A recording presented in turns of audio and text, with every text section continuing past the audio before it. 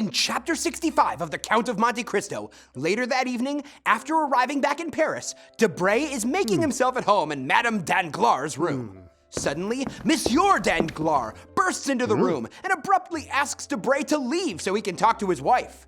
She's been passing along to her husband information that Debray picks up at the Ministry of the Interior, and Danglars has been using this insider information to make money in the stock market.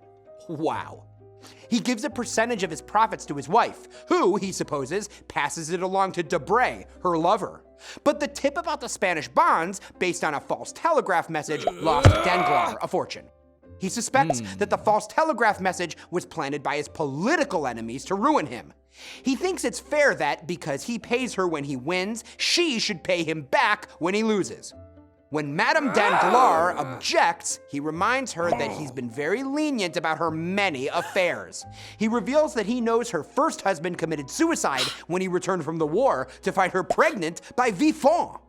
In Chapter 66 of the Count of Monte Cristo, the next day, after meeting with some visitors, including Marquis Cavalcanti, Danglars goes to see Monte Cristo. He tells the Count that one of his clients, Jacopo, who owes him 1,000,000 francs, has gone bankrupt. Pretending to be sympathetic, the Count suggests that Danglars' fortune will soon disappear if he continues to have such losses.